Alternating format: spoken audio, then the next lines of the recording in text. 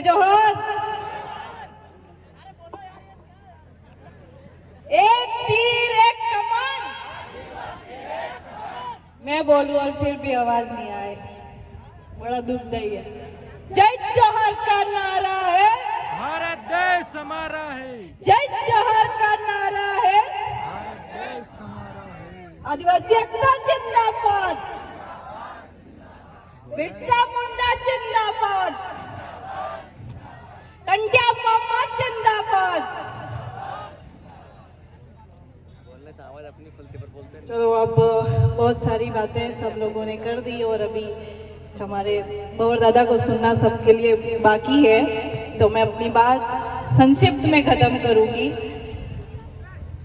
आज की तारीख में जो कांति भाई ने कहा कि सारी सरकारों के मुख्य लोग हमें मालिक स्वीकार करने के लिए तैयार हो गए, लेकिन अभी भी हमारे ही लोग खुद को मालिक स्वीकार नहीं कर रहे हैं। हमारे यहाँ पे जिस गांव से मैं हूँ या जो क्षेत्र मेरा है, वहाँ पे जब मैं छोटी थी और अभी भी वहाँ एक दूसरे से जब मिलते हैं तो जे मालिक ऐसा कहते थे। तब अब जब छोटे होते तो नहीं समझ में आता है, जे मालिक बोल रहे तो बोल रहे हैं, तो हम भी बोल देते थे। लेकिन जब उस शब्द का मैंने गौर से व्याख्या सोची और बुजुर्गों से पूछा तो उनके शब्दों में था कि आप भी अपने मालिक हाँ, अपने जगान मालिक हाँ, तो एक दूसरे को मालिक कहेंगे तो जय मालिक, मतलब जय नहीं बोल के अपनी लोकल भाषा में जय मालिक। तब मुझे समझ में आता था कि अरे वो बुजुर्ग लोग तो हम पढ़े लिखों से ज्यादा जानकार, उन्होंने वो जय मालिक अपना खुद को मूल मालिक उन्होंने कब से स्वीकार कर रखा है। बस इस आधुनिक दुनिया में ये शिक्षा के बाद जो हम दूसरे लोगों से जो गैर आदिवासी उनके संपर्क में आए और उनके जैसा रहने लग गए, उनके संबोधन को स्वीकार करने लग गए, तो हमने हमारे खुद के उद्बोधन जोहार को, जे मालिक को, जे गुरु को, जो भी एरिया वाइज बोलते होंगे उनको छोड़ते चले गए। उन धार्मिक उद्बोधन को स्वीकार किया, चाहे वो किसी भी धर्म का हो। और जब वापस कहा गया कि हम तो आदिवासी हैं, जोहार बोलो, तो लोगों को उसे स्वीकार करने में काफी समय लगा और अभी भी कई लोग स्वीकार नहीं कर रहे। और जब बड़े बड़े पार्टियों के मुख्य लोग बोलते हैं तो उनकी स्टेटस हम गर्व से लगाते हैं कि देखो राहुल जी ने जय जोहार बोला, जय आदिवासी बोला, लेकिन हम स्वीकार नहीं करना चाहते हैं। ये कितनी दुखद बात है। तो जैसे दूसरों के उद्बोधन है वैसे जय जोहार हमारा उद्बोधन है। हम प्रकृति की जय कर रहे हैं, वो प्रकृति जो पानी पिलाते टाइम किसी के साथ भेदभाव नहीं करती कि ये काला है या गोरा है, वो हवा देते टाइम किसी को ये नहीं कहती कि तू ब्राह्मण है या शूद्र है, उस प्रकृति की जय बोलना कोई गुनाह है क्या? जब गुनाह नहीं है, मैं तो कहती हूँ न केवल आदिवासियों को बल्कि एक दिन पूरे विश्व को जय जोहार बोलना चाहिए, क्योंकि इस कुदरत से बड़ी कोई ताकत मेरी नज़र में है ही नहीं और आपकी नज़र में भी मुझे लगता नहीं होगी।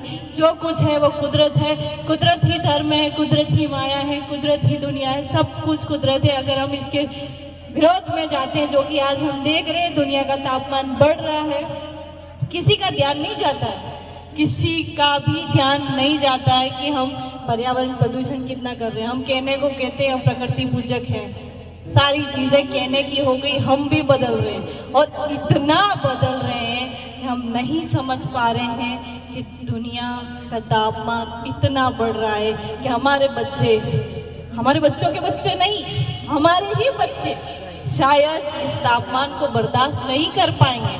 और इस तापमान को कम करने के लिए केवल और केवल एक संस्कृति कर सकती है और वो है आदिवासियत। आदिवासियत वो जिसके कामों से ये प्रकृति प्रदूषित नहीं होती। अगर हम एक गाड़ी खरीद रहे हैं तो घर पे 50-100 पेड़ भी लगा सकते हैं ताकि गाड़ी से पर्यावरण प्रदूषण जो होता है वो उन 50-100 पेड़ों से कम हो सके, लेकिन हम ऐसा नहीं सोचते।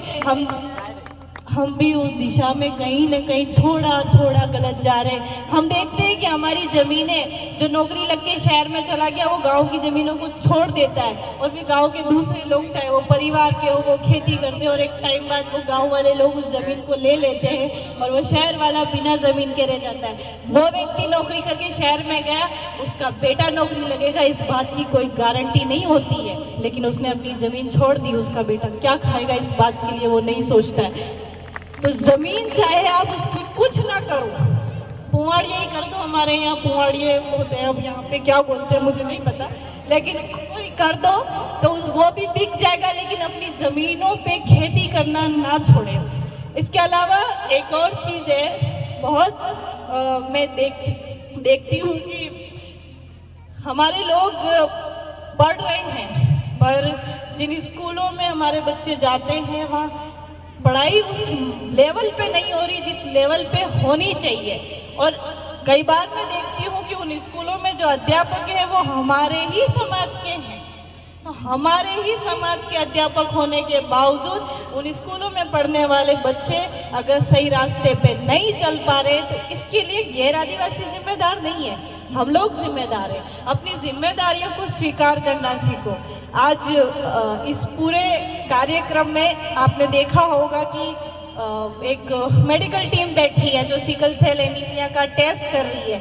सिकल सेल एनीमिया हमारे इस एरिया में अलीराजपुर, झाबुआ, हमारा प्रतापगढ़, बांसवाड़ा, डूंगरपुर, दाहोद, महिसागर, इन एरियो में निरंतर बढ़ता जा रहा है। सिकल सेल एनीमिया में होता कुछ नहीं है, व्यक्ति बहुत ज़्यादा कमज़ोर हो जाता है, खून नहीं बनने लग जाता है। इसका कोई इलाज नहीं, केवल इसके कि वो खुश रहे और अच्छा सा खाना खाए और खून बनता रहे, लेकिन हम लोग नहीं जानते। इवन उस टेस्ट को भी अभी कोई नहीं करवा रहा है। महिलाएं डर रही है, पुरुष भी डर रहे हैं। तो मैं ऐसा चाहती हूँ निवेदन करके कि जिन्होंने करवा दिया अच्छी बात है, मैंने भी करवाया है, मैं नेगेटिव हूँ, आप लोग भी करवाएं और स्पेशली जो बहुत ज़्यादा पतले दुबले हैं वो लोग उस टेस्ट को करवाएं और इस बीमारी से आसपास अगर कोई ग्रसित है तो उसे समझाएं कि ये कोई बहुत बड़ी बीमारी नहीं है, आप लोग अपना इलाज करवाएं। इसके बाद इस कार्यक्रम में आरची बावनिया आई हुई है, छोटी सी बच्ची है, 6ठी क्लास, 6 साल की जब थी तो उसका पहला गाना आया था। उसके एक गाने में वो यूँ कहती है कि हमें प्रकृति को बचाना पड़ेगा, अगर ये प्रकृति खराब हो गई, वो गुजराती में कहती है, मैं हिंदी में बता रही हूँ, और अगर आपने नहीं बचाया तो इसके परिणाम भुगतने पड़ेंगे। ऐसा उस छोटी सी बच्ची के गानों में अगर है तो हम तो उससे काफी बड़े हैं। हर दिन चाहे सुबह से उठ के रात तक किसी कार्यक्रम में जाते टाइम आप कोशिश करें कम से कम